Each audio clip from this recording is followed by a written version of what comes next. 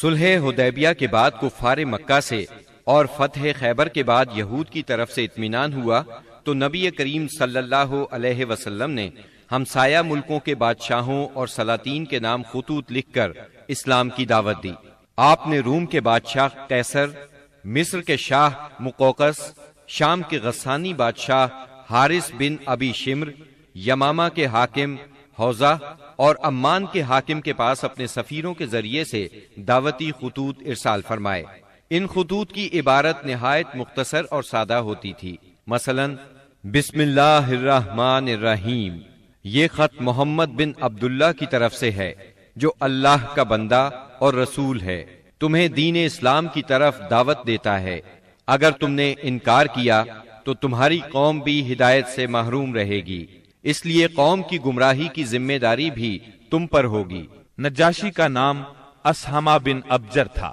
آپ نے اسے یہ خط لکھا، بسم اللہ الرحمن الرحیم، یہ خط ہے اللہ کے نبی صلی اللہ علیہ وسلم کی طرف سے نجاشی اسہمہ شاہ حبشہ کی طرف۔ اس شخص پر سلام ہو جو ہدایت کی پیروی کرے اور اللہ اور اس کے رسول پر ایمان لائے۔ میں شہادت دیتا ہوں کہ اللہ وحدہ لا شریک کے سوا کوئی عبادت کے لائق نہیں، اس نے کسی کو اپنی بیوی بنایا نہ لڑکا، اور میں اس کی بھی شہادت دیتا ہوں کہ محمد اس کا بندہ اور رسول ہے، اور میں تمہیں اسلام کی دعوت دیتا ہوں کیونکہ میں اس کا رسول ہوں، لہٰذا اسلام لے آؤ، سلامت رہو گے۔ اے اہل کتاب، ایک ایسی بات کی طرف آؤ جو ہمارے اور تمہارے درمیان برابر ہے، وہ یہ کہ ہم اللہ کے سوا کسی اور کی عبادت نہ کریں، اس کے ساتھ کسی کو شریک نہ ٹھہرائیں، اور ہم میں سے بعض کو اللہ کے سوا رب نہ بنائے۔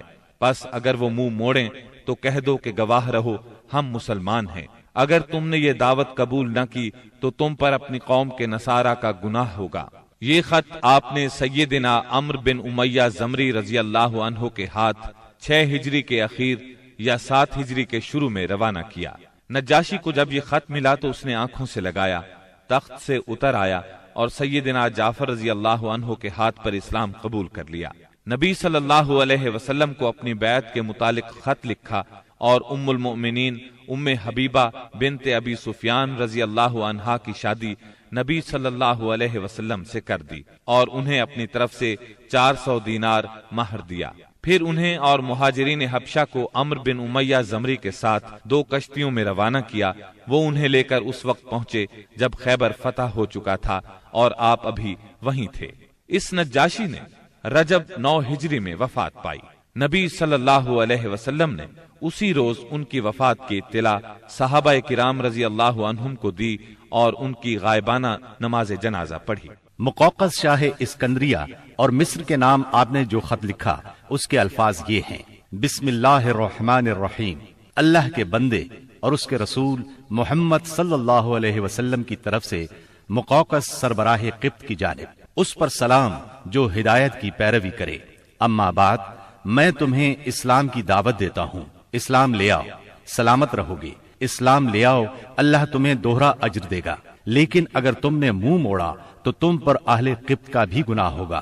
اور اے اہل کتاب، ایسی بات کی طرف آؤ جو ہمارے اور تمہارے درمیان برابر ہے، وہ یہ کہ ہم اللہ کے سوا کسی کی عبادت نہ کریں اور اس کے ساتھ کسی کو شریک نہ ٹھہرائیں، اور ہم میں سے بعض کو اللہ کے سوا رب نہ بنائے۔ پس اگر وہ منہ موڑیں تو کہہ دو تم گواہ رہو کہ ہم مسلمان ہیں۔ یہ خط آپ نے حاتب بن ابی بلتع رضی اللہ عنہ کے ہاتھ بھیجا۔ انہوں نے مقوقس سے گفتگو کی، اسے خط دیا۔ مقوقس نے ان کی عزت افزائی کی اور خط کو ہاتھی دانت کے ڈبے میں رکھ کر اس پر مہر لگائی اور اسے محفوظ کر لیا، اور نبی صلی اللہ علیہ وسلم کو جواب لکھا اور اس میں اقرار کیا کہ ایک نبی باقی رہ گئے ہیں اور میں سمجھتا تھا وہ ملک شام سے نکلیں گے۔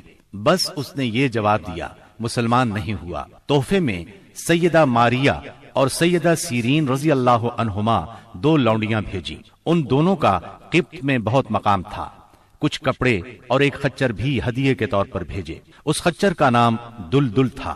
نبی صلی اللہ علیہ وسلم نے ماریہ کو اپنے لیے منتخب فرمایا اور سیرین کو سیدنا حسان بن ثابت رضی اللہ عنہ کے لیے ہبہ کر دیا۔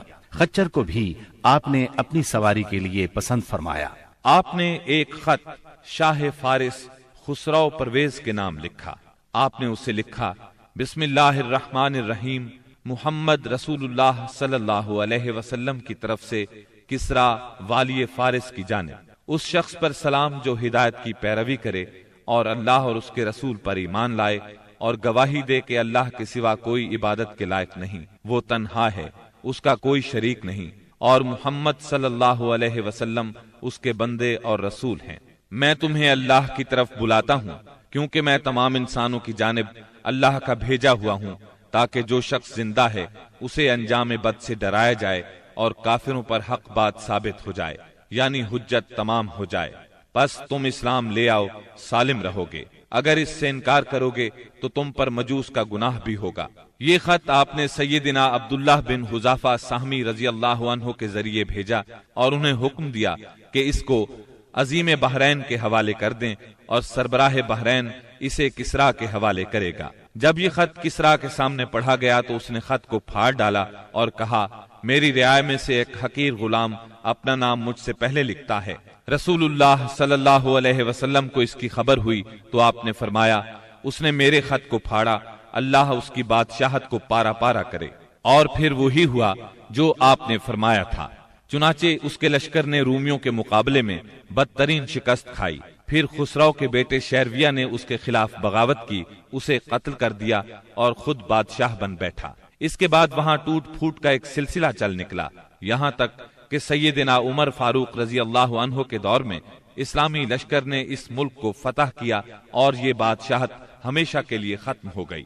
آپ نے ایک خط حارث بن ابی شمر غسانی کے نام لکھا، یہ قیصر کی طرف سے دمشق کا امیر تھا۔ اس کے نام آپ نے جو خط لکھا وہ یہ تھا، بسم اللہ الرحمن الرحیم، محمد رسول اللہ صلی اللہ علیہ وسلم کی طرف سے حارث بن ابی شمر کی طرف، اس پر سلام جو ہدایت کی پیروی کرے اور اللہ پر ایمان لائے اور تصدیق کرے۔ میں تجھے دعوت دیتا ہوں کہ اللہ وحدہ لا شریک پر ایمان لیا، تیرے لیے تیرا ملک باقی رہے گا۔ آپ نے یہ خط قبیلہ اسد بن خزیمہ سے تعلق رکھنے والے ایک صحابی شجاع بن وہب اسدی رضی اللہ عنہ کے ہاتھ بھیجا۔ حارث کو خط ملا، پڑھ کر بولا، کون ہے جو مجھ سے میرا ملک چھینے گا؟ اس کے بعد اس نے مسلمانوں سے جنگ کی تیاری شروع کر دی اور شجاع بن وہب اسدی رضی اللہ عنہ سے کہا، جو کچھ دیکھ رہے ہو اپنے صاحب کو اس کی خبر کر دینا۔ پھر اس نے قیصر سے جنگ کی اجازت چاہی، مگر قیصر نے اسے اس ارادے سے باز رکھا۔ تب اس نے شجاع بن وہب کو تحائف دے کر رخصت کیا اور رخصت کرتے وقت اچھا سلوک کیا۔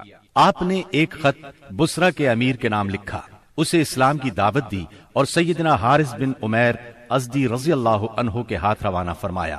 سیدنا حارث جنوبی اردن کے علاقے بلقا کے ایک مقام موتا میں پہنچے تو شرابیل بن عمر غسانی نے ان کا سامنا کیا اور انہیں شہید کر دیا۔ قاصدوں کے سلسلے میں یہ سب سے سخت ظالمانہ قدم تھا، ان کے سوا نبی صلی اللہ علیہ وسلم کا کوئی قاصد قتل نہیں کیا گیا۔